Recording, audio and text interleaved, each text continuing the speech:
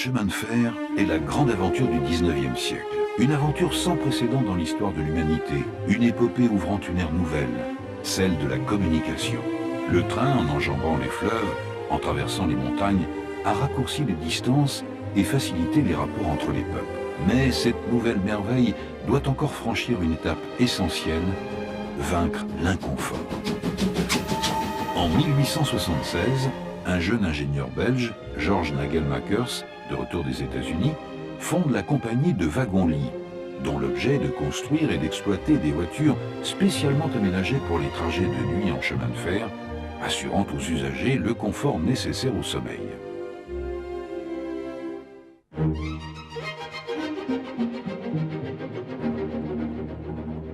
En cette deuxième moitié du 19e siècle, l'Europe est encore divisée.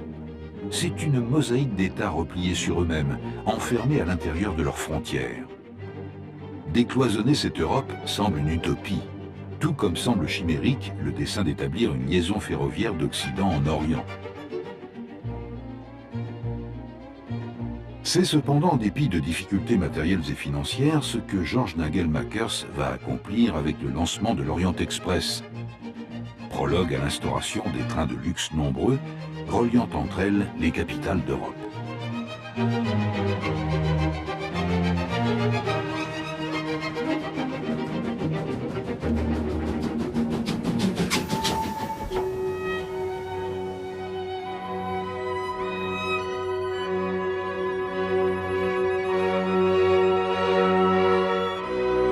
Simultanément, la création de la Compagnie des Grands Hôtels, préfigurant la chaîne hôtelière, offre aux voyageurs des résidences, au départ comme à l'arrivée des grandes lignes.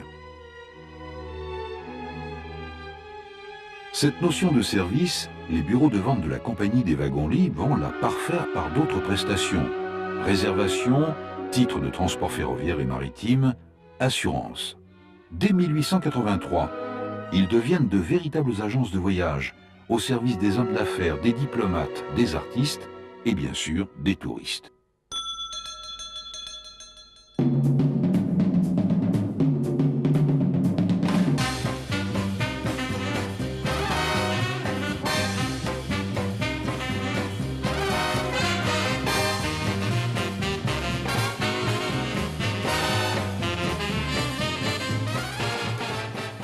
En 1928, la compagnie rachète Thomas Cook & Son. Le réseau d'agences devient mondial.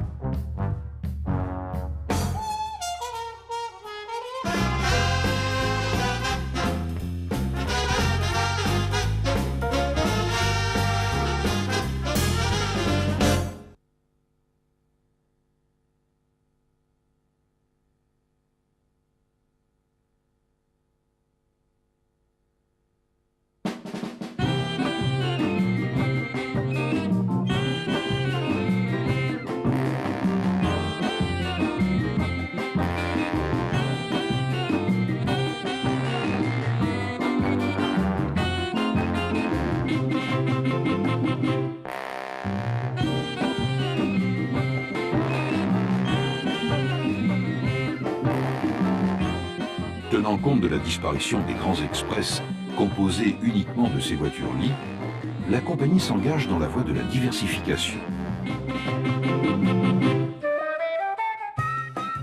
En 1967, elle supprime de sa raison sociale la mention des grands express européens et adopte la dénomination Compagnie des wagons-lits et du tourisme.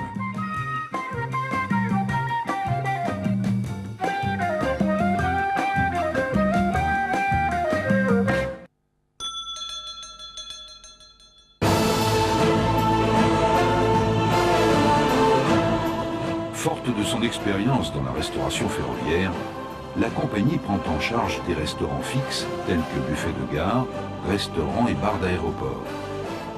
Elle développe également restauration autoroutière et commissariats aériens qui assurent la préparation des repas servis en vol. Avec Nestlé, elle crée Eurest, société de restauration pour les entreprises, les hôpitaux, les écoles et les résidences. La compagnie, en charge de quelques établissements hôteliers, s'allie à d'autres groupes pour former en 1975 Étape Hôtel International et une filiale, Arcade, pour la création d'une chaîne d'hôtels de catégorie 2 étoiles.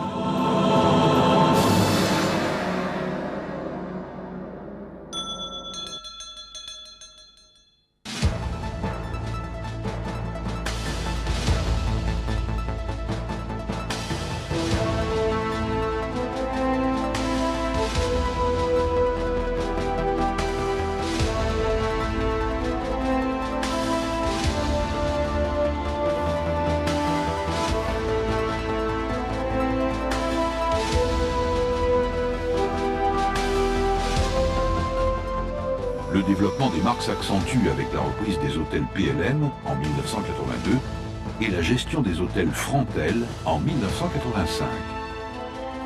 En 1986, pour assurer une unité et accentuer la synergie, l'ensemble des chaînes est fédéré au sein du groupe Pullman International Hotel.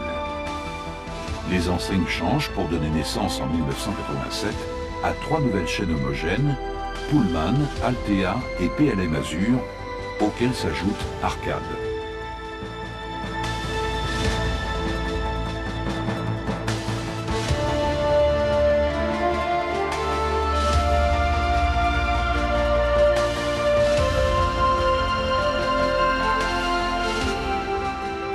En 1991, la compagnie des wagons-lits s'adosse à Accor, groupe mondial de l'hôtellerie et des services.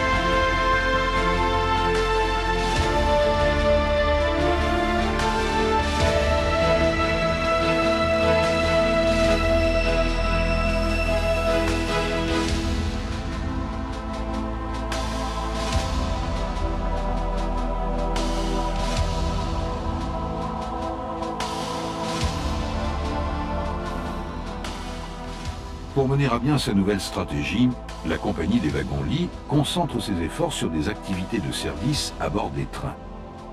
Des contrats sont négociés avec les chemins de fer français, espagnols, autrichiens, italiens, belges et ceux des Pays-Bas.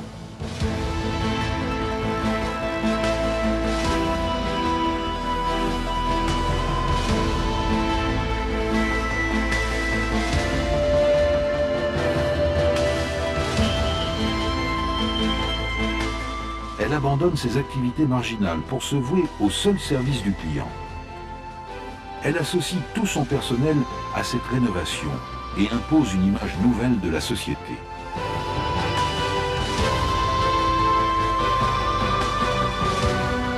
Au seuil du 3e millénaire, la compagnie des wagons-lits se félicite de l'élan nouveau donné à sa mission de service auprès des voyageurs. Elle poursuit l'œuvre commencée il y a maintenant 125 ans par son fondateur, George Nagelmakers. Aujourd'hui, la compagnie des wagons-lits est prête à conquérir de nouveaux marchés.